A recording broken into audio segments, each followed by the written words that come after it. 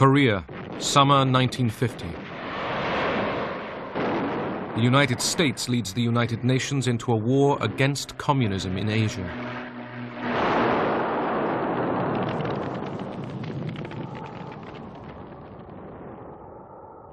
In winter, under attack from the Chinese communists, the UN troops are thrown into full-scale retreat. It was a route exactly like the one that Napoleon faced leaving Russia. We ran headlong, helter-skelter, pell-mell, trying to get to Busan, trying to get back to Japan. It was disgusting. The Cold War has become a hot war.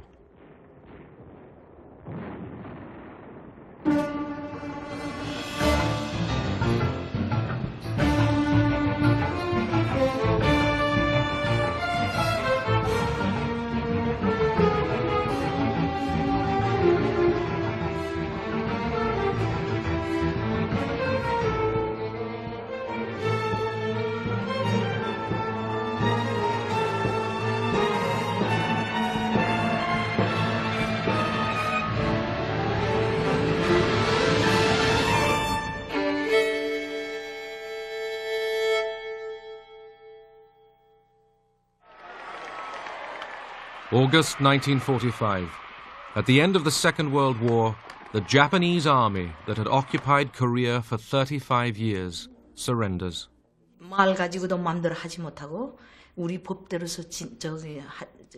During the Japanese occupation, they forced us to follow the Japanese lifestyle, speak the Japanese language, use Japanese law. When we were liberated, we welcomed the soldiers.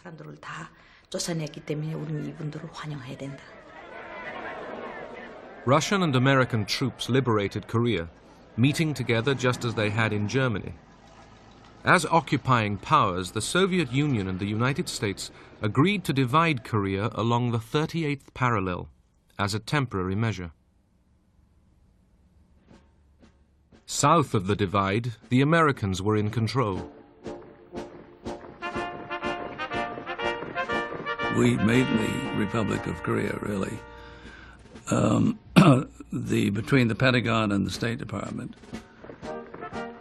American generals installed a hard-line anti-communist, Syngman Rhee. His charm is somewhat deceptive because he's also very tough. He's absolutely unforgiving, very patriotic. And he's not nearly as sweet as he looks. Rhee was appointed as first president of the new Republic of Korea in 1948. American troops withdrew. North of the 38th parallel, the Russians were in control. They established a communist regime through a network of people's committees. Kim Il-sung, who had spent the war in the Soviet Union, was groomed for power. He was a very handsome young man, always smiling. Everybody liked him in Korea. He made a very good impression. He was the national hero of the Korean people. The Democratic People's Republic of Korea was proclaimed, with Kim Il-sung as its president. As Soviet troops withdrew, Kim dreamed of uniting Korea under communism. Kim Il-sung understood that to resolve the problem of unifying the two Koreas was very difficult, that he would need help. Of course, the help he was hoping to get would come from the Soviet Union.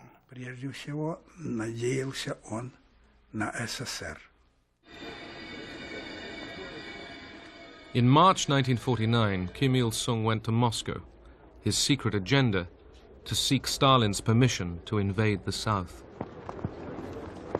조선정부 대표단이 모스크바에 지금 도착한 것은 조선민주주의 인민공화국과 소비에트 연맹과의 사이에 정치적, 경제적, 문화적.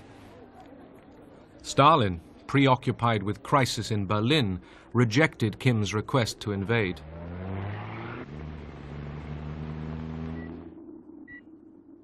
By the end of 1949, the international situation had been transformed. The Soviets detonated their first atom bomb.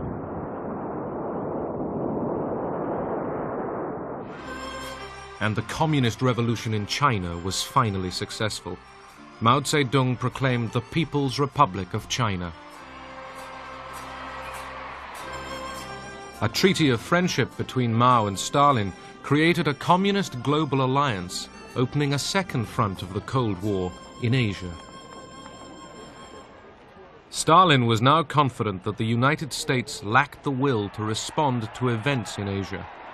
In April 1950, he finally gave approval for Kim Il-sung to invade South Korea.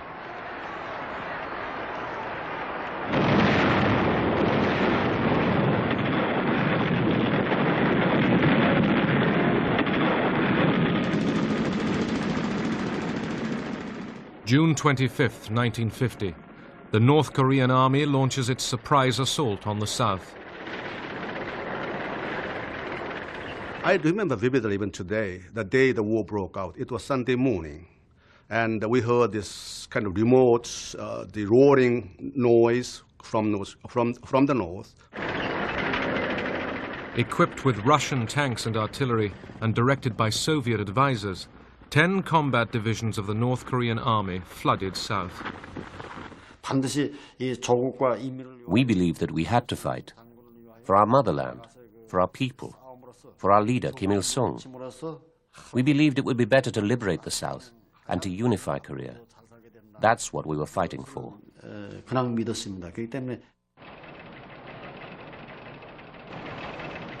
Sunday morning in Korea, Saturday evening in Washington.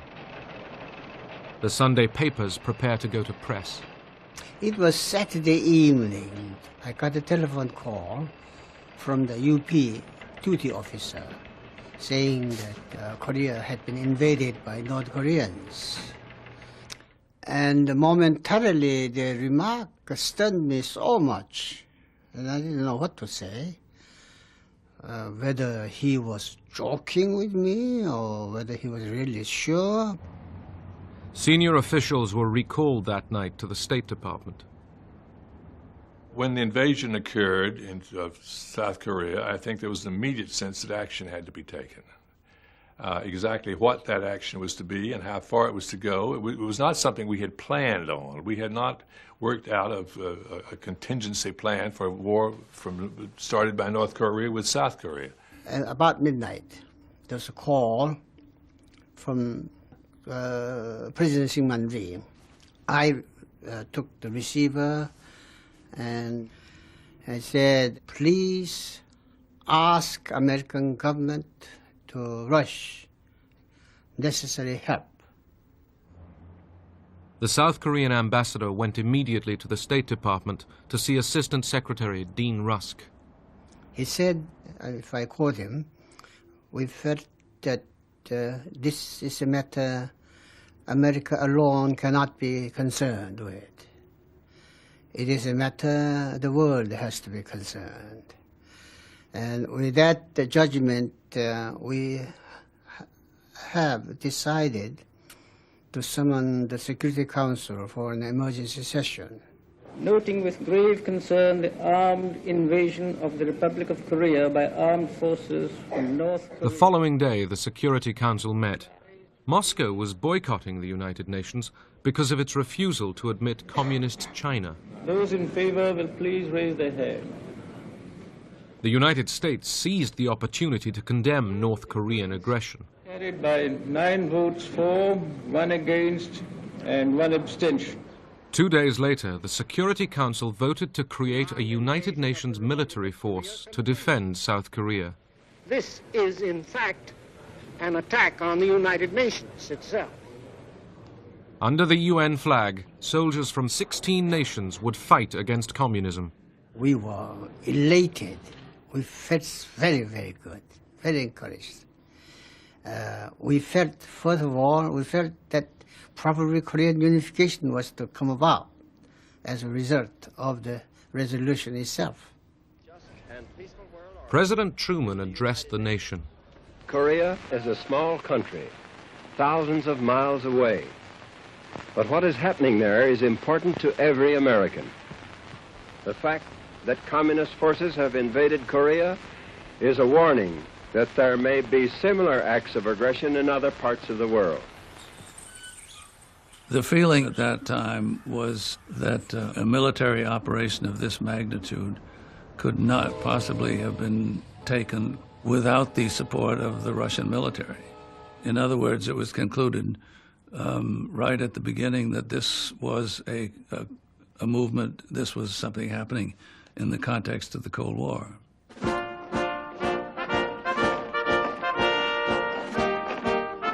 The United States mobilized for war. The reserves were called up.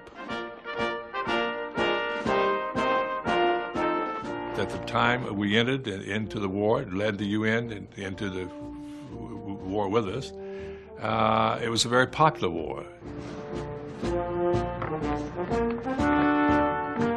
Everybody was agitated, getting ready to go overseas.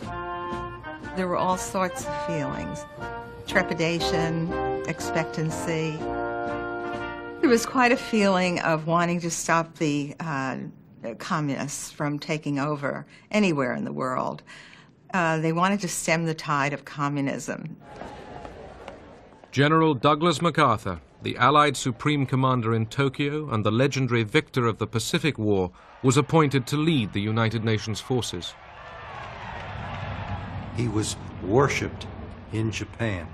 This man had a tremendous ego, and it had been fed for all these years.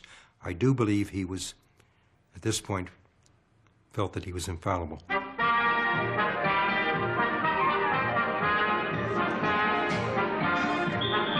The nearest troops to Korea were the American occupation force in Japan, few of whom were ready for combat. The lifestyle involved a lot of leisure. Olythus lived through the Sears Roebuck catalog, who bought nylons and whatnot for the native girls and that sort of thing. It was a good life. The U.S. task force sent to Korea didn't imagine their stay would be for long.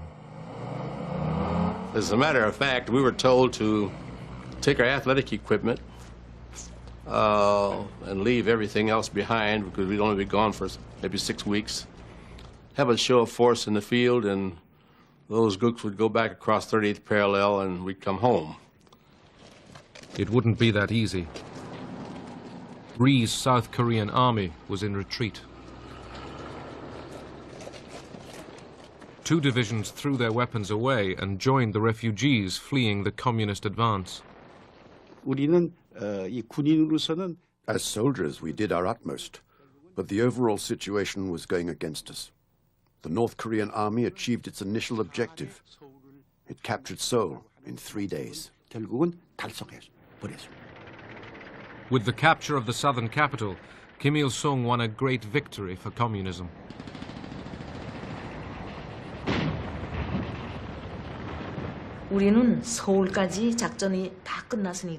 When we got to Seoul, the army told us the campaign was finished. They told us political reforms will follow. Now the country will be unified with ease. We didn't think there would be any more war.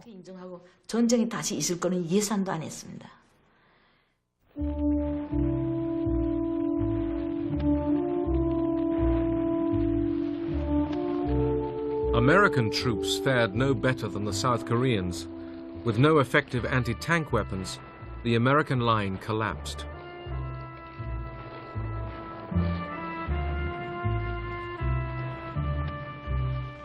Within days, American troops were reeling back in disarray under assault from the tiny communist regime of North Korea. We had equipment left over from World War II. We were in very poor shape for everything. We were not ready to fight a war. That's what it amounts to. That's the long and short of it. Around the world, America's allies rallied behind the United Nations flag. The British Prime Minister pledged his support. If the United Nations organization was not to go the way of the old League of Nations, it was absolutely and imperatively necessary that a halt should be called. Troops from 15 nations began to arrive in Korea to join the Americans in the UN Army. General MacArthur took a gamble to turn the tide of the war. With the UN forces driven back to a tiny enclave at Pusan, a vast seaborne invasion 150 miles behind enemy lines would attempt to sever and then roll back the North Korean advance.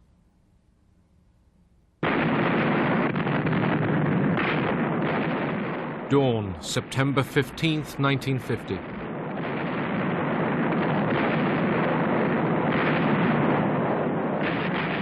The largest invasion fleet since the Second World War bombards the port of Incheon.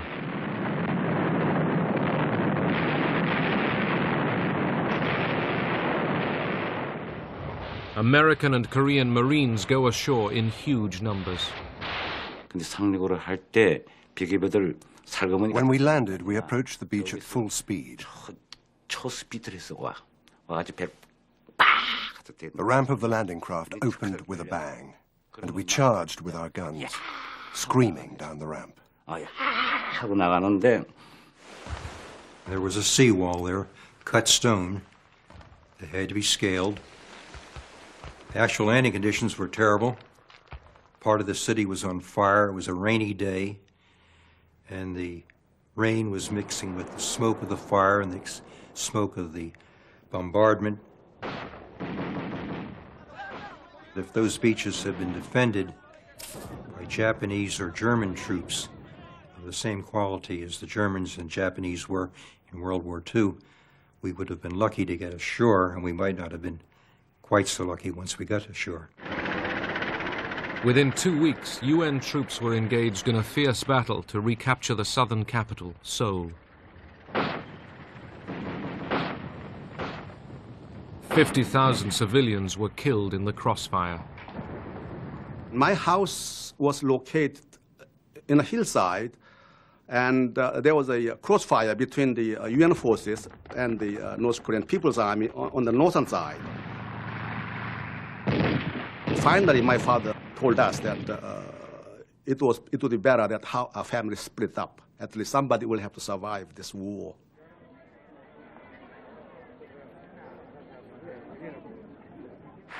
After finally recapturing Seoul, MacArthur reinstated Syngman Rhee in the Parliament building. MacArthur's association with Rhee's increasingly vicious regime caused concern in Washington. Syngman Rhee was a difficult man to back. And once he was in power, it was very difficult for us to do anything. It was not up to us to change the government, and there was no other alternative, obviously, available anyway. Rhee's jubilant army was the first to cross the 38th parallel into North Korea. 우리가 다시 반격을 해서 38선 돌파에 건너갈 때 When we counterattacked across the 38th parallel, every one of us, soldiers and people, thought now the drive was on to unify the whole Korean peninsula. 통일이 되는 하나의 결정적인 계기가 왔다. 이렇게 생각을 했습니다. The UN troops, too, advanced into North Korea. MacArthur's war aim now appeared to be hot pursuit of the invader. I thought we'd won the war. I shouldn't laugh at this point, but I have to. I really thought we had won the war, and I think that was a general feeling. And we went north with high hopes. The giant Yalu River marks the boundary between North Korea and China. Across this border, the Chinese leadership followed the war with alarm. They feared the American army in North Korea would invade the Chinese mainland.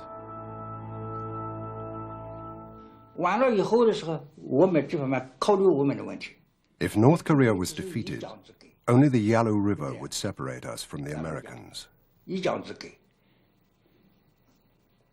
We couldn't accept this, nor the risk of American aircraft disrupting the reconstruction of our country.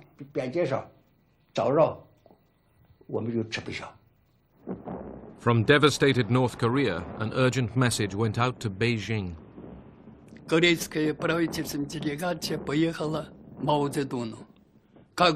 A government delegation was sent to Mao Zedong. What can we do, they asked. We can't retreat. They're attacking us from the air, from the sea, and by land. There's very little of the North Korean army left. Many have died. What can we do now?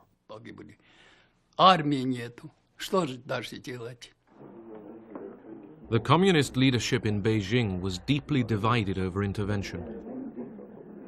Mao received secret cables from Stalin telling him to enter the war to save North Korea. Wanting to assert China's power in Asia, Mao was agreeable.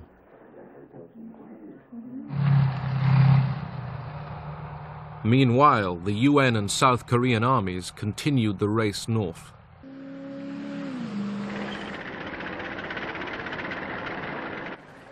On October 19th, Pyongyang fell. It was the only communist capital ever to fall to the West during the Cold War. MacArthur had the bit in his teeth. He was pursuing a defeated army. The race to the Yalu was on. MacArthur was surprised to be summoned to Wake Island in mid-Pacific for a meeting with President Truman. MacArthur assured his commander-in-chief there was no possibility of China entering the war. He took the award of yet another medal as a signal that he could continue the advance towards China. When the president asked him to stay for lunch, MacArthur refused. While Truman and MacArthur were talking, Mao ordered the Chinese army, called the People's Volunteers, to enter Korea. 500,000 Chinese began to cross the Yalu River and waited for the UN forces to approach the border. As they crossed the Yalu in enormous numbers, the volunteers sang this song. 雄赳赳，喜昂昂，跨过鸭绿江，为祖国，为国兵，就是保家乡。祖国好儿女，齐心团结，金抗美援朝，打败美帝野心狼，就是这个样。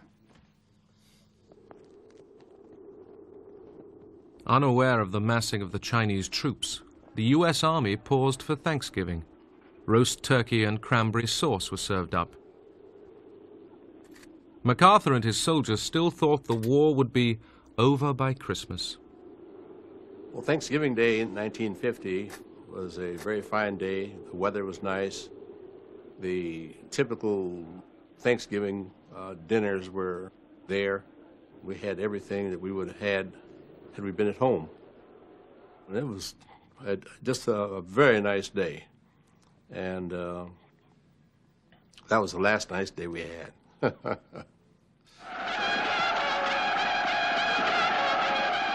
Next morning, 300,000 Chinese attacked. They'd blow these bugles, and they had a chilling effect on the soldiers. The first aim of the volunteers going into Korea was to defend our homes and country, the motherland. We couldn't allow others to cross the Yalu River and invade us. But also we wanted to help the Korean people. As in China's long civil war, Mao believed that greater motivation could defeat an enemy with superior arms. Because our war was a just war, the enemy could be defeated.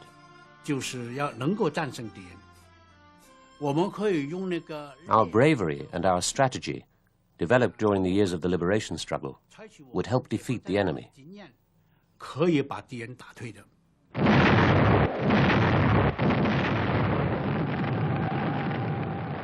The reaction when China came in was that we had a whole new war, a whole new situation. It was a very terrifying situation, and one that was extremely troubling.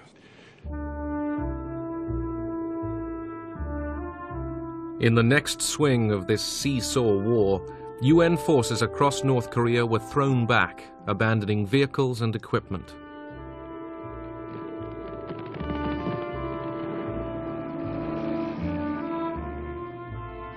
We had people on top of the trucks, on the running boards, just heading south.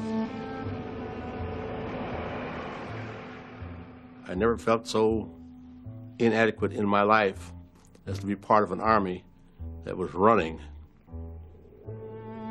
It's unbelievable. I ask you to imagine a situation where the temperature is 25 below zero. Nothing is working as well as it should. Weapons have difficulty firing in that kind of a temperature. A lot of Chinese out there. I'm not aware of any other movement of Americans that were as futile as that route was. And it was a route.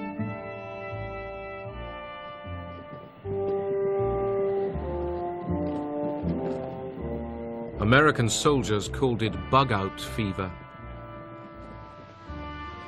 We are fighting in Korea for our own national security and survival.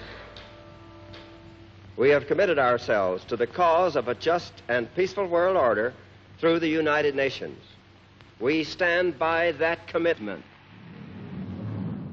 At a Washington press conference, journalists repeatedly pressed Truman on the possible use of the atom bomb. It went on and on and on, just like that. The president not being able to shut this thing off. And till people began to think that maybe we were going to use the atomic bomb. The bulletins about the president's press conference went around the world immediately. And that caused incredible alarm. British Prime Minister Clement Attlee was sufficiently alarmed to fly to Washington for crisis talks. My aim in these talks is to align our policies in the new and troubled situation in the world and to find the means of upholding what we both know to be right. Next day, Truman assured Attlee that there were no plans to use atomic weapons. I think the Americans understood it would be tit for tat. If they use it, we will use it. We had an agreement with the Chinese. That's why they didn't use the atomic bomb.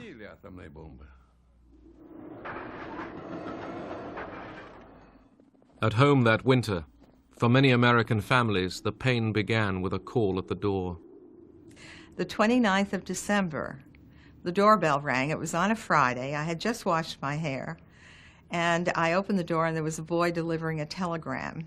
And he turned on his heels and left. And I knew the telegram was going to tell me either he was dead or alive. And when I opened it, I just thanked God that he was missing in action. As far as knowing when he became a prisoner, that wasn't for another year. Even though we knew he was in a camp, I never knew from day to day how he was doing. I never knew from letter to letter if he was alive, you know, so I always held out hope that he would come home, but I never could say that he would come home.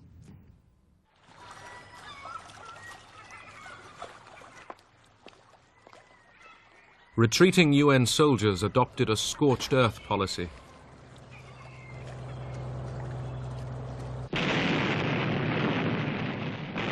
After withdrawing from Hungnam, American engineers blew up the dockside. The Chinese, rapidly advancing, recaptured the northern capital, Pyongyang. At the beginning of 1951, Seoul fell again to the communists. General Matthew B. Ridgway was appointed by MacArthur as the new field commander. At last, UN troops began to slow the Chinese advance.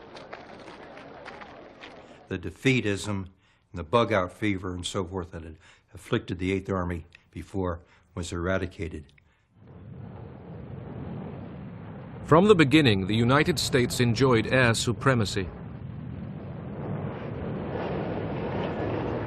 When I was flying up along the Yalu in the F-86, the Sabre, we were using tactics that literally had been used in World War I and World War II, except we're flying jets at much higher speed. When Russian MiG-15 fighters with well-trained Russian pilots were sent to the war zone, they posed a challenge to American supremacy. Мы имели задачу туда ехать. Our mission was to go there to train pilots. Для обучения. But later we ended up as participants in the Korean War. Оказались участниками этой Корейской войны. The presence of Russian pilots risked bringing the Soviet Union into direct conflict with the United States. Наше руководство, и государственное, так и военное. Our government and the military demanded complete secrecy. Нас обязывали, как можно. We must never let the enemy know they were fighting Russians. Чтоб наш противник не понял, что воюет против них русские.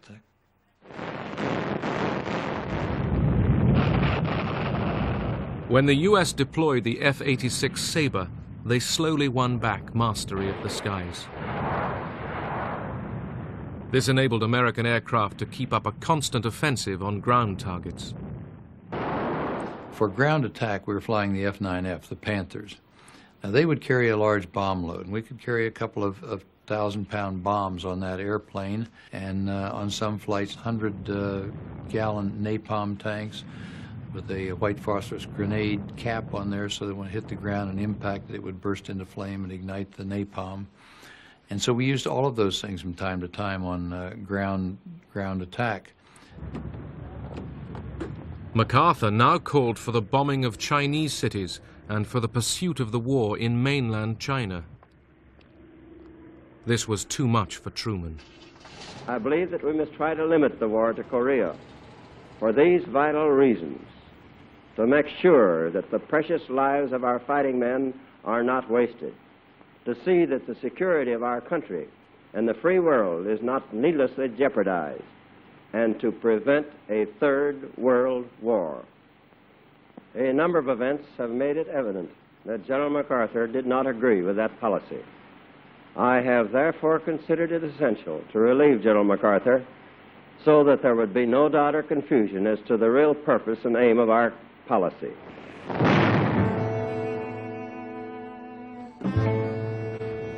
By the summer of 1951, the two sides had fought themselves to a stalemate in the hills of Korea, almost at the point at which the fighting had begun a year earlier. Every month brought another 2,500 UN casualties.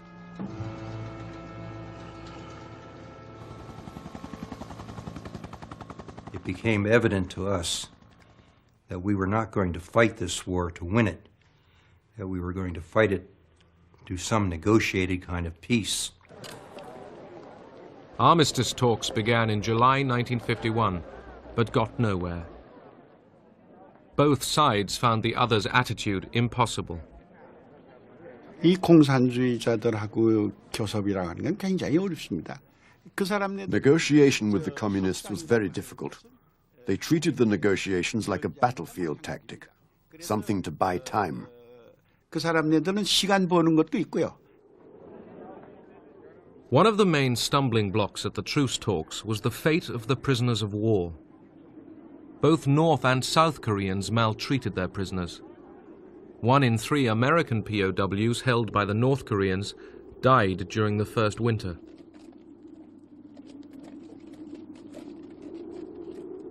A lot of them were lost to dysentery, diarrhea, severe beatings, malnutrition. Some of them were, stragglers. They were just beat with rifle bullets till they died, or bayoneted, or you either kept up or you died. It was that simple. Concerned by the numbers dying, the Chinese took over control of the prisoners. They organized daily lectures to indoctrinate them.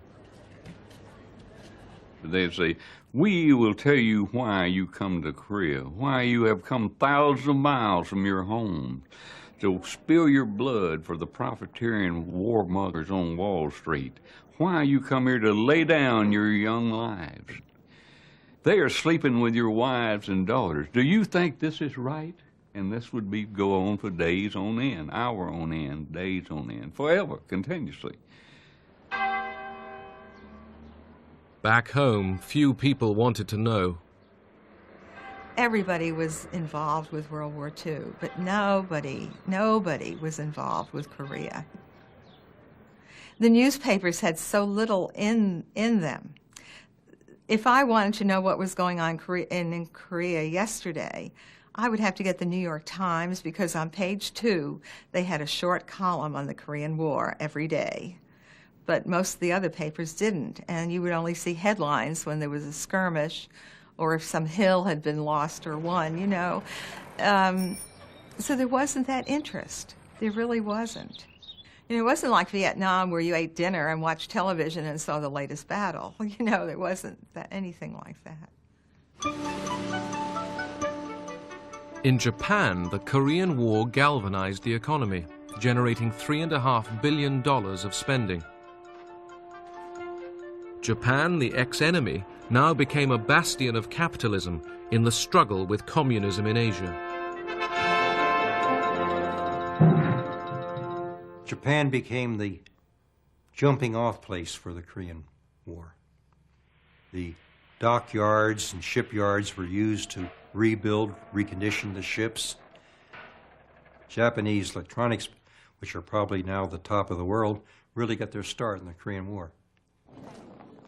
In South Korea, the UN held 130,000 communist prisoners. Each one was asked if he wanted to return to his country of origin or stay in the non-communist world. The communists were outraged when almost half of the POWs chose not to return to their communist homes.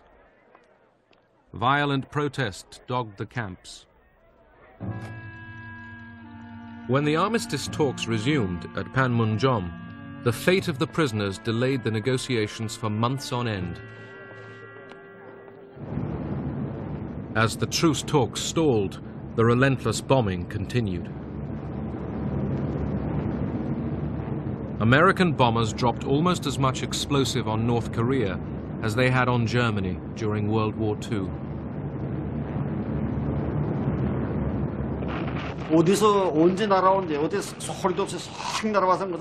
The bombers came without warning. Too many people died because of the bombing. You found dead people everywhere.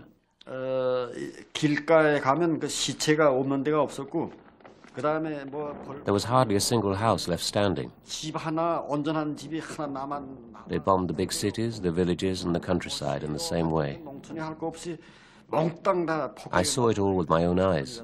이건 내가 직접 내가 눈으로 봤습니다.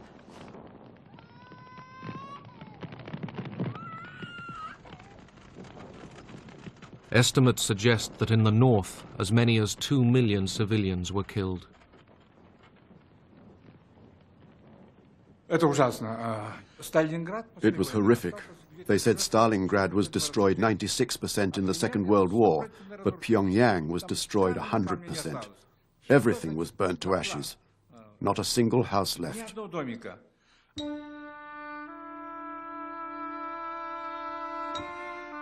Throughout the war, both sides committed horrible atrocities. Northerners killed Southerners accused of sympathizing with the enemy. Rhee's supporters massacred those suspected of being communists. In seemingly endless violence, innocent civilians were often the victims.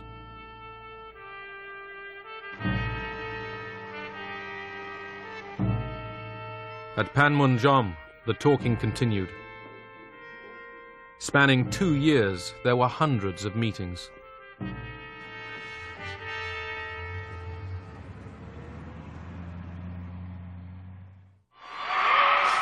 1952, election year in America. 2 years into the war, Truman decided not to run for the Democrats. The Republicans chose Dwight D. Eisenhower. His slogan, "I shall go to Korea." A lot of us were disenchanted with President Truman. I somehow blamed him for the war. So when the elections came up in 1952, I couldn't wait to vote for Eisenhower. I felt being a military man, and his pledge was that he would see what he could do to end that war, that he was the man I wanted in office. Eisenhower defeated the Democrats in a landslide victory. There were changes in the East also. In March 1953, the communist world mourned the death of Stalin. Stalin had kept the war going. His successors wanted to end it.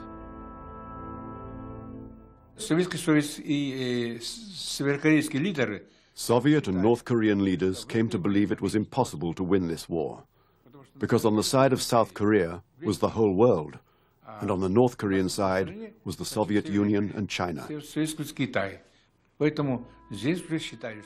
So an armistice was inevitable. A ceasefire was finally agreed on July 27, 1953. The Chinese, the North Koreans, and the UN backed the agreement. The South Korean president, Syngman Rhee, opposed the truce and refused to sign. The massive job of exchanging prisoners of war began. 75,000 communist prisoners were handed over. 12,000 United Nations POWs were also set free. There's no words to describe how elated I was and my friends as we come across the line. It felt like tons had been lifted from your back. It felt like for the last 2.5 years I'd been carrying an enormous amount of weight, I mean tons. And all at once I could breathe, I was light, I was free. Freedom's something you can't describe. Bernie Gehling also went home. Florence was there to meet him. I had only known him 6 months. We were only married 6 days. This young man who left with blonde, wavy hair came back with brown, straight hair, thinned. And he was gaunt. I mean, he no longer had the facial structure that he had when he left. This man that I had waited for 33 months. And then he comes home, and I don't really know him. But it didn't take long.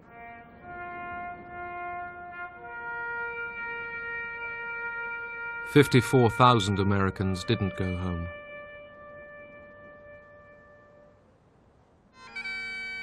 The war claimed the lives of 3,000 men from the armies of 15 other nations. In China, Mao called it a great victory, and the volunteers returned home as heroes. An estimated 500,000 Chinese soldiers had died in the war.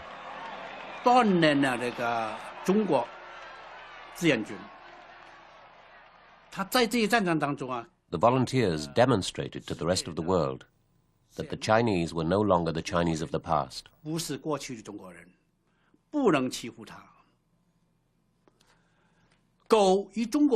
China could not be bullied. China was no longer the lame dog of Asia.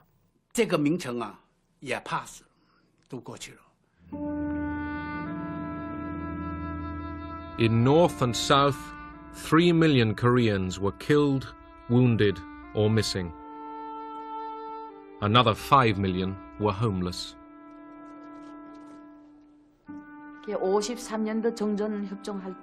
When the truce was negotiated in 1953, there was a chance for the Korean people to breathe.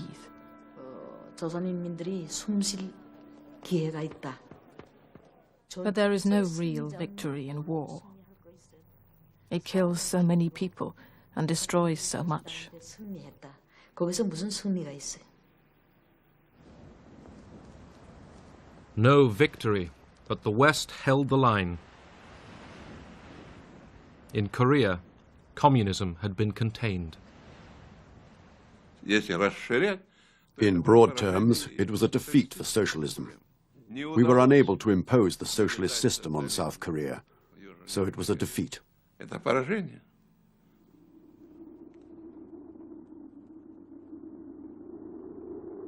40 years later, at the end of the Cold War, Korea was still divided by the same line.